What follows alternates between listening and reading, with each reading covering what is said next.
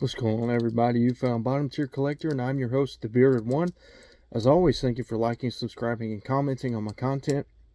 Any support you give me is much appreciated. Got a mail haul here. I'll cover up my address and the seller's address, but two comic books. I actually didn't need one comic book. I already own one of these comic books.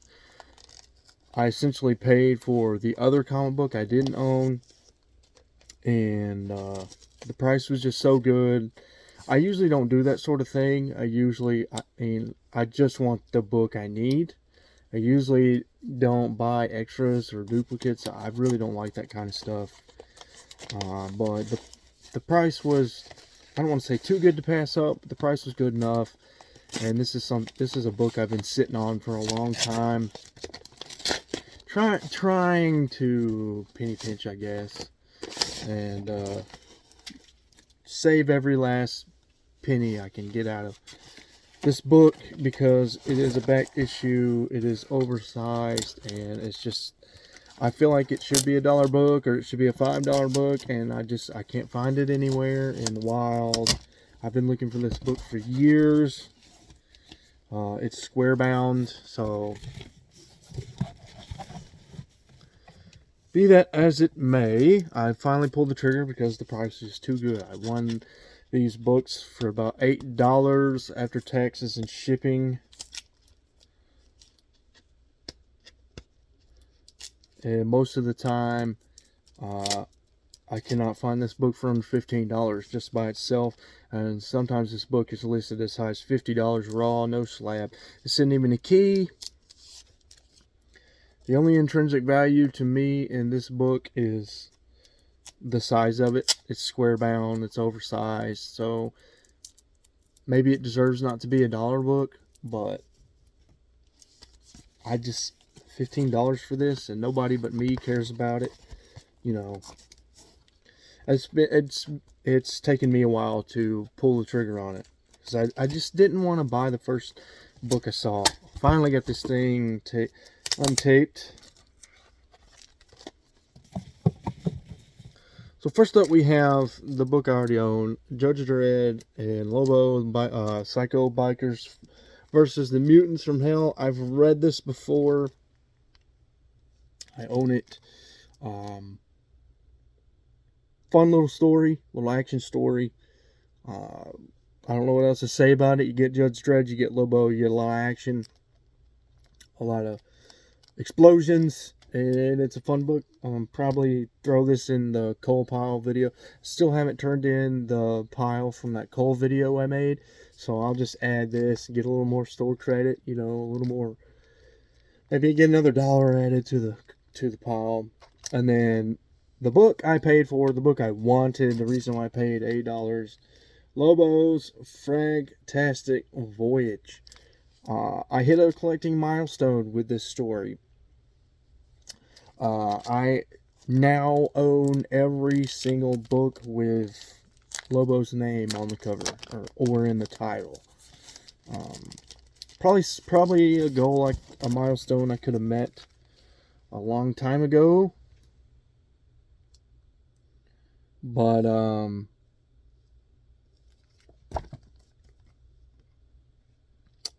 just trying to penny pinch and save. Oh, they have Star-Lord. I think his name, no, Gold Star, I think. This is, I don't know how to describe it, because Lobo Volume 2, I guess it could be viewed as canon, but there's a,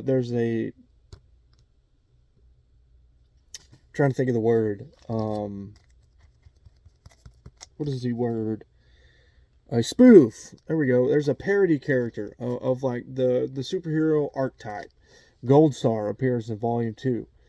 And I don't know if he's canon. I don't know if he really exists in the DC universe. Although with this omniverse thing, we could consider anything canon these days. But cool to see him on the back of the issue. Um,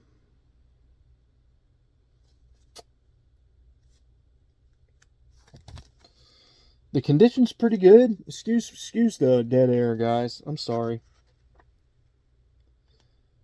So Alan Grant, who I consider the most prolific Lobo writer in his history.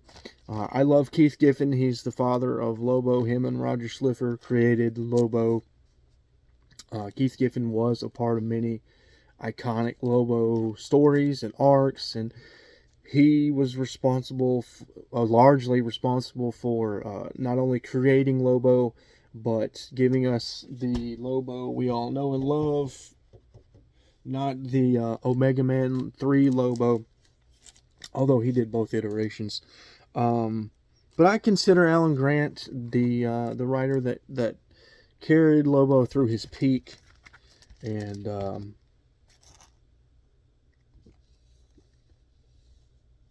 very interesting art style. So Herman Mejia, I don't know how you would say it.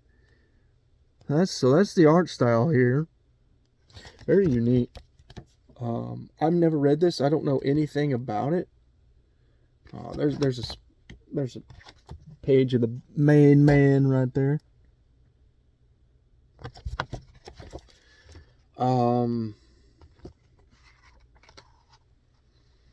Looks interesting. I'm gonna have to read this.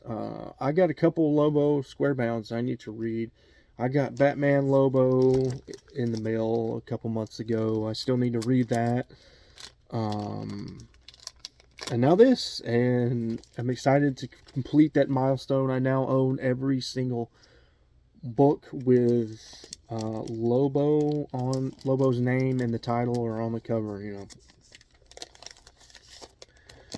Haven't ran the numbers because I've been getting like 1 or 2 books at a time of Lobo, but I would say I've got less than 25 issues to go to have every single Lobo appearance there ever was in a single issue. I still need a couple magazines, and I'm not going to do European variants. You know, if I come across them at a good price, I'll buy them, just because I'm that diehard of a fan.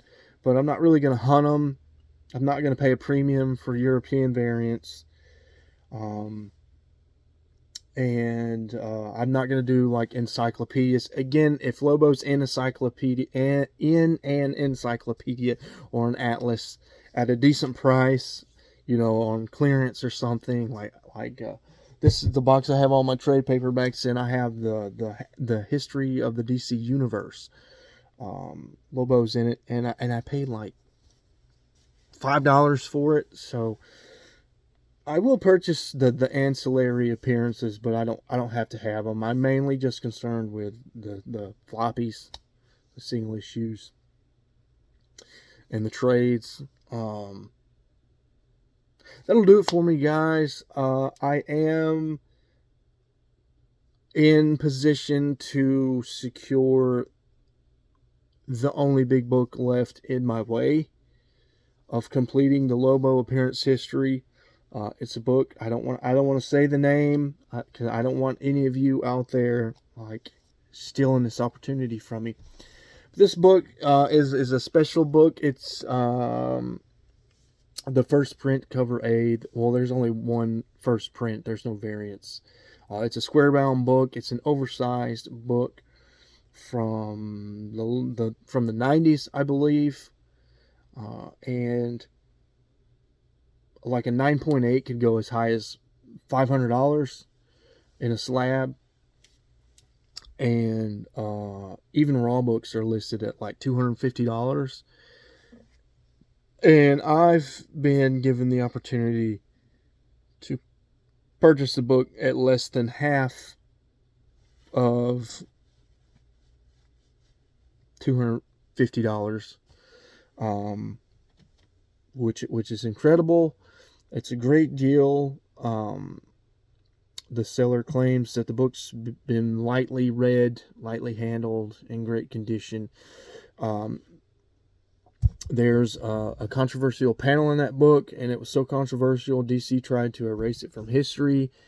And so that's the intrinsic value behind that issue, which sucks because it's not a big appearance for Lobo, but the story Lobo, it's an anthology book too, might I add. But Lobo's story in that book is pretty cool. I've seen a couple panels from it. I want to read the whole story, get the full context of it.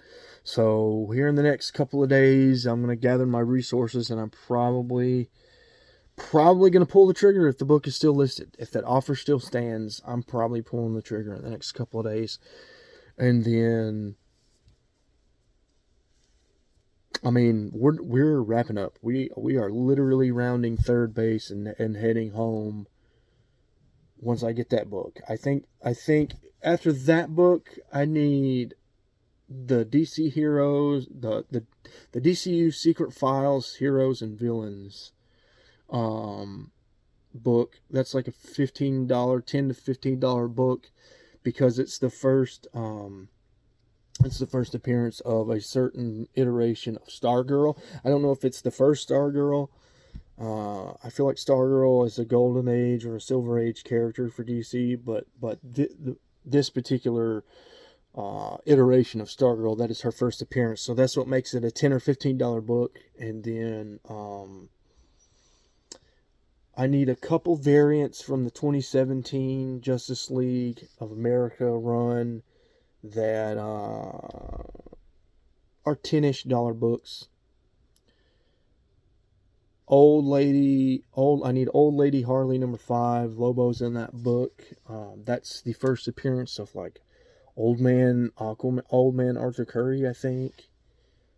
So that's like a $5 to $10 book.